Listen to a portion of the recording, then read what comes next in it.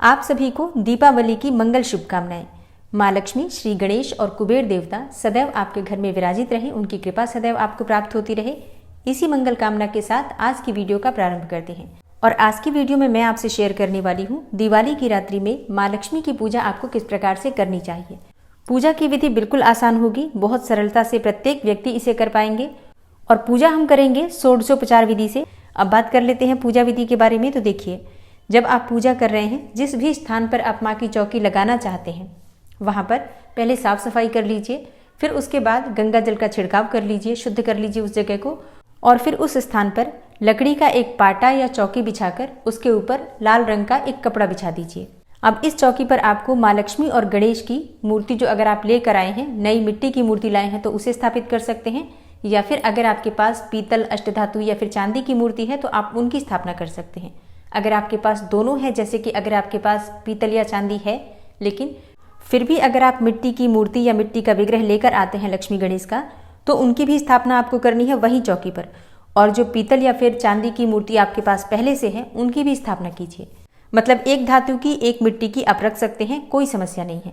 पुरानी वाली जो मिट्टी की मूर्ति है आपके पास, उन्हें हटा दीजिए और जो नए लक्ष्मी गणेश आए हैं उनकी पूजा आज से प्रारंभ हो जाएगी।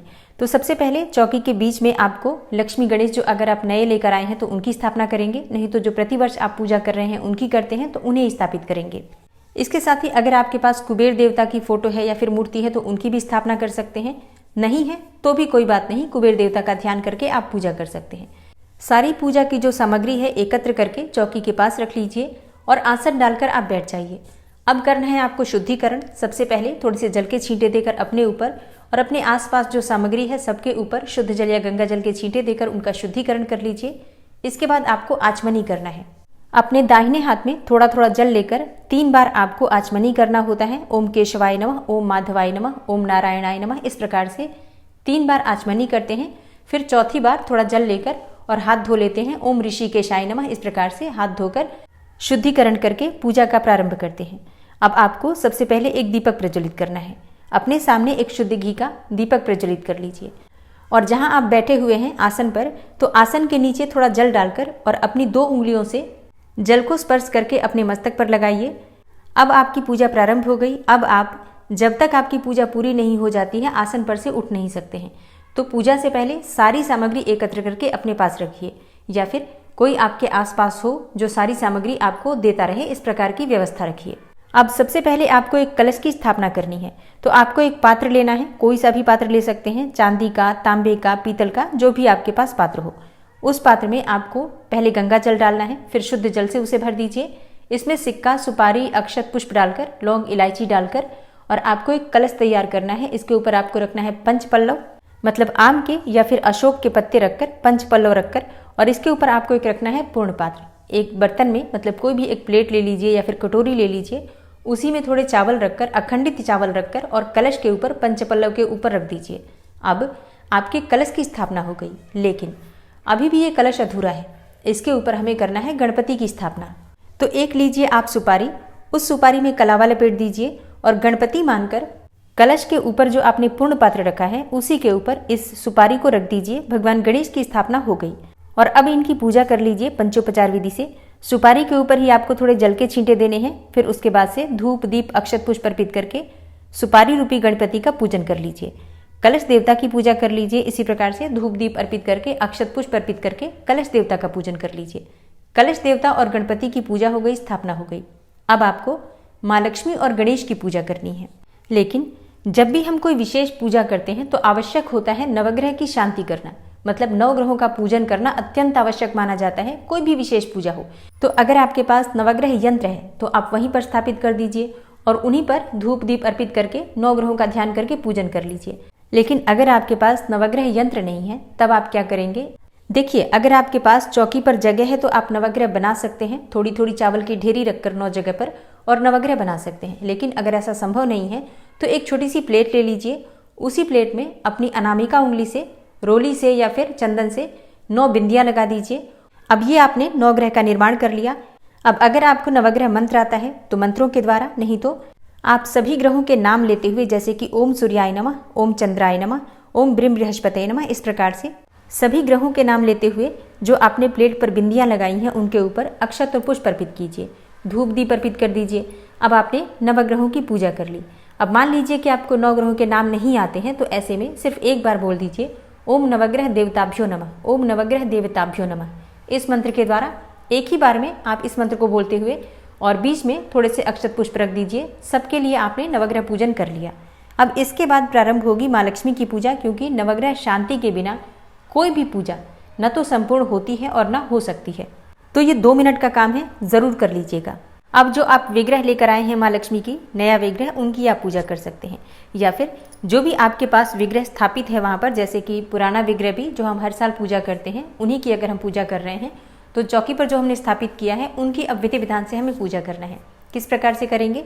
सबसे पहले भगवान गणेश की पूजा करेंगे, तो स्नान करवा सकते हैं अगर आपके पास विग्रह धातु का है तो, और धातु का विग्रह नहीं है तो स्नान का भाव करते हुए जल के और पंचामृत के छींटे दे सकते हैं। इसके बाद वस्त्र अर्पित कीजिए।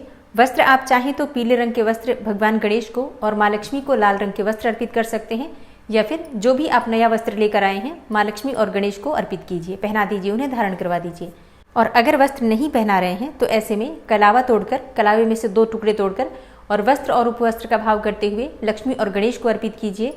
और इसके बाद यज्ञोपवीत भगवान गणेश को पीले रंग का अर्पित कीजिए। और अगर आपके पास यज्ञोपवीत नहीं है तो आप कलावे में से तोड़कर यज्ञोपवीत का ध्यान करते हुए अर्पित कर सकते हैं। यज्ञोपवीत क्या होता है? देखिए, यज्ञोपवीत जनेऊ होता है, मतलब जो भगवान गणेश को अर्पित किया जाता है, या फिर जो भी देवी देवता होते हैं उनको यज्ञोपवीत जरूर अर्पित किया जाता है। तो वैसे तो पूजा की दुकान पर मिल जाता है, लेकिन अगर आपके पास नहीं है तो आप कलावे में से तोड़कर भी यज्ञोपवीत का ध्यान करते हुए अर्पित कर सकते हैं। अब जैसे कि आपने अभिषेक करा दिया, वस्त्र अर्पित कर दिए, यज्ञोपवीत चढ़ा दिया, अब आपको इत्र लगाना है और इत्र के बाद आपको तिलक करना है। तो भगवान गणेश को हल्दी और चंदन का तिलक कीजिए, कुमकुम का तिलक कीजिए। भगवान गणेश को सिंदूर का भी तिलक लगता है, पीला सिंदूर भगवान गणेश को अर्पित किया जाता है, और अक्षत भी तिलक के स्वरूप में भगवान को अर्पित किया जाता है, तो जरूर कर दीजिए। और माँ लक्ष्मी को सिंदूर अर्पित कीजिए। लेकिन देखिए, अगर आप महिला हैं तब तो आप माँ को सिंदूर लगा सकती हैं, लेकिन अगर आप पुरुष हैं, पूजा कर रहे हैं, तो सिंदूर से तिलक मत कीजिए माँ को, फिर आप अष्टगंध से या फिर कुमकुम से तिलक कर सकते हैं। इसके बाद धूप दीप अक्षत पुष्प इत्यादि जो भी चीजें आपके पास उपलब्ध हो, सभी चीजें एक एक करके भगवान गणेश को और माँ लक्ष्मी को अर्पित कीजिए। भगवान गणेश को पीले पुष्प अर्पित कीजिए, दूर्वा अर्पित कीजिए। भगवान गणेश को पीले पुष्प अत्यंत प्रिय है, तो पीले पुष्प अर्पित कीजिए। आंकड़े के पुष्प भी आप अर्पित कर सकते हैं, सफेद आंकड़े के पुष्प। और माँ लक्ष्मी को लाल पुष्प अवश्य अर्पित करना चाहिए। आप चाहें तो आज के दिन कमल के पुष्प लाकर माँ को अर्पित अवश्य कीजिए। इसके बाद आपको भोग अर्पित करना है, तो भोग में आप मिठाइयों का भोग लगा सकते हैं, कोई भी मिठाई भोग स्वरूप में आप अर्पित कर सकते हैं। वैसे माँ को सफ़ेद मिठाइयाँ अत्यंत प्रिय हैं, दूध से बनी हुई मिठाइयाँ, तो आप चाहें तो स्वयं बना सकते हैं या फिर दुकान से लाकर भी चढ़ा सकते हैं। और दीपावली है तो आज घर में खीर अवश्य बना लीजिए। खीर से आप हवन भी कर सकते हैं, माँ लक्ष्मी को भोग भी अर्पित कर सकते हैं, तो खीर घर में अवश्य बने, इस बात का ध्यान रखिए। और फिर जो भी फल आपके पास उपलब्ध हो, मतलब इस समय जो भी फल आपके पास उपलब्ध हो, माँ को अर्पित कीजिए।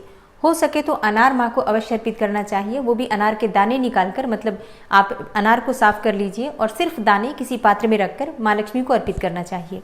और बेसन को बहुत शुभ माना जाता है, तो बेसन की मिठाई जैसे कि बेसन के लड्डू या बेसन की बर्फी भगवान गणेश को अर्पित कीजिए और माँ लक्ष्मी को भी अर्पित कीजिए। भगवान कुबेर को भी बेसन की मिठाई का ही भोग आप लगा सकते हैं। मतलब देखिए, प्रयास कीजिए कि घर में बेसन की भी मिठाई या तो बन जाए या फिर बाहर से आ जाए, और इसी प्रकार से एक दूध से बनी हुई मिठाई भी जरूर होनी चाहिए। फल होने चाहिए। जो भी चीज़ें आपके पास उपलब्ध हो, इन सभी चीज़ों को भोग स्वरूप में सभी देवी देवता जो भी चौकी पर विराजित हैं सबको अर्पित कर दीजिए। इसके बाद आपको पान का पत्ता लेना है। पान के पत्ते पर आपको लौंग इलायची सुपारी रखना है। भगवान गणेश को एक पान का पत्ता अर्पित कीजिए, मतलब इसी प्रकार से पान का बीड़ा बनाकर, और इसी प्रकार से माँ लक्ष्मी को एक पान के पत्ते पर लौंग इलायची सुपारी रखकर अर्पित कीजिए, और भगवान कुबेर को भी। क्योंकि जब हम भोग अर्पित करते हैं तो भोग अर्पित करने के बाद मुख शुद्धि के लिए पान का पत्ता अवश्य अर्पित किया जाता है। तो पान के पत्ते पर लौंग इलायची सुपारी रखकर और भगवान गणेश को अर्पित करना चाहिए और सभी देवी देवताओं को अर्पित करना चाहिए।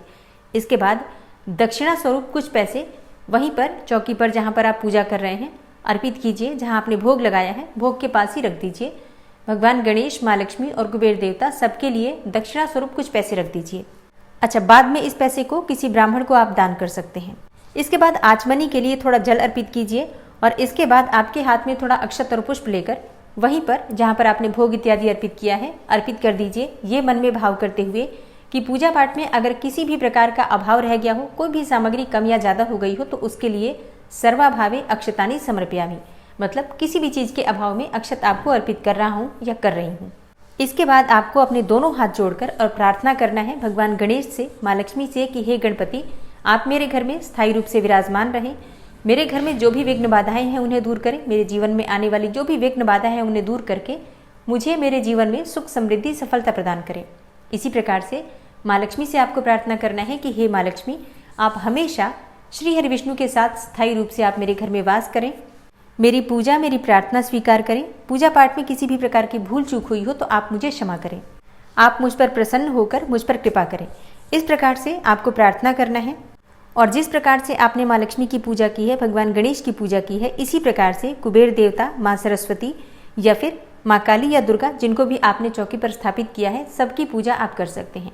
और देखिए, दीपावली की रात्रि में महाकाली, महासरस्वती और महालक्ष्मी तीनों स्वरूपों में पूजा करी जाती है, ताकि हर प्रकार से, हर संकट से हमारी रक्षा हो और हमें हर प्रकार की लक्ष्मी प्राप्त हो। और पूजा पूर्ण करने के बाद आरती जरूर कीजिए भगवान गणेश की और फिर माँ लक्ष्मी की।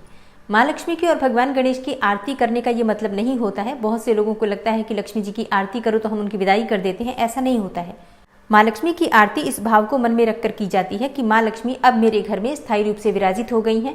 अब आप मेरे घर में ही हैं। मैं हर समय आपकी आरती करूंगी, पूजा करूंगी। सो अब आप मुझ पर कृपा करके मेरे घर में ही सदैव विराजित रहें। इस प्रकार से मन में भाव करके हम आरती करते हैं।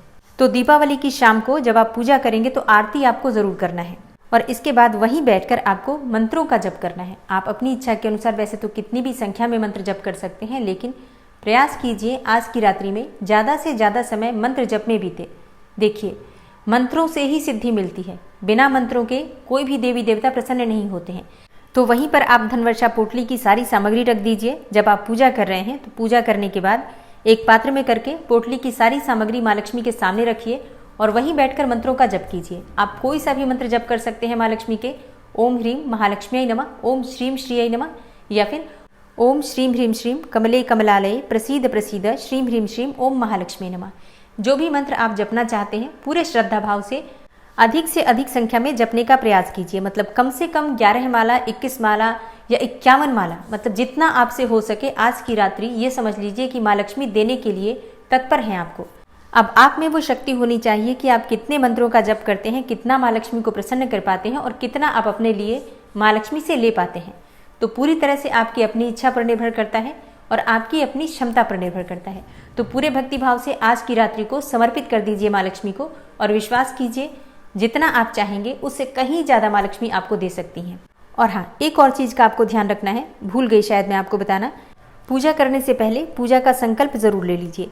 जैसे कि जब आप आचमनी कर लेते हैं तो उसके बाद से अपने हाथ में जल और पुष्प लेकर, अक्षत लेकर संकल्प लीजिए कि हे माँ लक्ष्मी, आपकी कृपा की प्राप्ति के लिए, आपकी प्रसन्नता हेतु, हे लक्ष्मी, हे गणेश, हे कुबेर देवता, मैं आपकी पूजा कर रहा हूँ या पूजा कर रही हूँ। इस प्रकार से आपको प्रार्थना करके फिर आपके हाथ में जो सामग्री है वो आपको वहीं पर माँ लक्ष्मी के सामने अर्पित कर देना है। फिर उसके बाद से आपको पूजा प्रारंभ करना है। तो इस बात का आप लोग ध्यान रखिएगा। बिना संकल्प के पूजा का उतना फल हमें नहीं मिलता जितना कि संकल्प लेने के बाद मिलता है।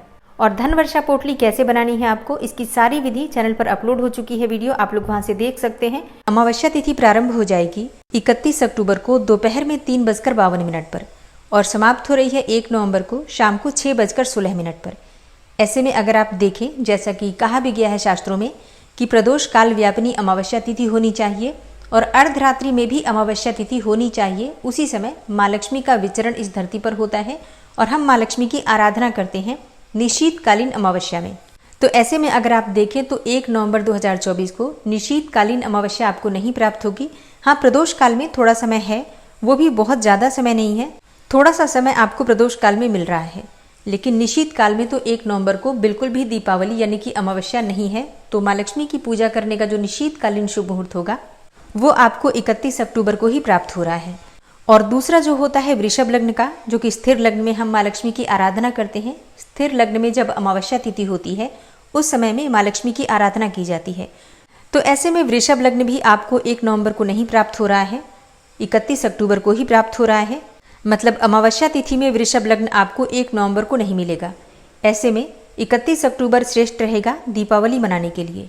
लेकिन फिर भी अगर आपके यहाँ 1 नवंबर को दीपावली मना रहे हैं तो आप खुशी खुशी सेलिब्रेट कीजिए, लेकिन हाँ, मंत्र जप करना है, विशेष कोई साधना करनी है तो इसके लिए 31 अक्टूबर ही श्रेष्ठ है।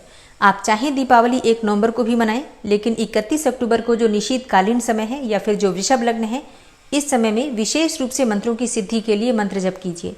अधिक से अधिक संख्या में आप मंत्र जप करेंगे तो आपको माँ लक्ष्मी की कृपा मिलती है। तो आप चाहे दीपावली का सेलिब्रेशन 1 नवंबर को करें, लेकिन दीपावली में जो मंत्र सिद्धि होती है और विशेष साधना का समय होता है वो आप 31 अक्टूबर को ही रखिए, आपके लिए अच्छा रहेगा। इसके अलावा अमावस्या पर हम पोटली बनाते हैं वृषभ लग्न में, तो वो भी आप 31 अक्टूबर को बना लीजिए। फिर चाहे आप 1 नवंबर को भी दीपावली सेलिब्रेट करें, कोई दिक्कत नहीं है। ठीक है, तो आप अपने अनुसार देखिए आपको किस प्रकार से करना है। लेकिन अगर आप पूजा की बात करें, साधना की बात करें, मंत्र सिद्धि की बात करें या फिर पोटली निर्माण की बात करें, तो उसके लिए जो शुभ मुहूर्त आपको प्राप्त हो रहा है 31 अक्टूबर की रात्रि में ही प्राप्त होगा, यानी कि आज ही मिल रहा है। ठीक है, तो ये कार्य आप लोग कर लीजिएगा। अब बात करते हैं कि दीपावली की पूजा करने का शुभ मुहूर्त क्या है। तो सबसे पहला मुहूर्त होता है प्रदोषकालीन शुभ मुहूर्त, जिस समय में हम अपने घर में दिया बाती करते हैं। उस समय में 31 अक्टूबर को शाम को 5:36 से रात्रि 8:11 तक प्रदोषकालीन पूजा का शुभ मुहूर्त रहेगा। इस समय में आप लक्ष्मी जी की स्थापना कर सकते हैं, पूजा कर सकते हैं। गणेश और लक्ष्मी की स्थापना, पूजा या फिर दीप प्रज्वलित करना है, तो ये सभी कार्य आप इसी समय में करते हैं। अब अगला जो लग्न होता है स्थिर लग्न, जिसे कहा जाता है वृषभ लग्न, तो वृषभ लग्न का समय आपको प्राप्त हो रहा है 31 अक्टूबर को शाम को 6:25 से रात्रि 8:15 तक। वृषभ लग्न स्थिर लग्न होता है। इस समय में विशेष रूप से माँ लक्ष्मी के मंत्रों का जप किया जाता है। अगर आप कोई यंत्र निर्माण करना चाहते हैं या फिर आप पोटली बना रहे हैं तो यही लग्न आपके लिए श्रेष्ठ रहेगा। या फिर लक्ष्मी गणेश की मूर्ति की अगर आप स्थापना करते हैं तो वो भी आप इस समय में कर सकते हैं। माँ लक्ष्मी की विशेष कृपा के पात्र बनना चाहते हैं तो इसके लिए निशीत काल बहुत श्रेष्ठ है। जितना हो सके एकाग्र होकर मंत्रों का जप कीजिए। ठीक है, मैं कहूँगी कि आप श्री सूक्त के मंत्रों के द्वारा हवन कर लीजिए। घी रख लीजिए, थोड़ा सा घी ले लीजिए और उस घी से मतलब अग्नि प्रज्वलित करके और घी के द्वारा ही हवन कीजिए। हर मंत्र पर आपको आहुति देनी है घी के द्वारा ही। हो सके तो परिवार सहित बैठ जाइए, सब मिलकर हवन कर लीजिए। कोई भी एक व्यक्ति मंत्र पढ़ता रहे और बाकी सब लोग आहुति में घी से आहुति करते रहें। अच्छा, घी ना हो तो क्या करें?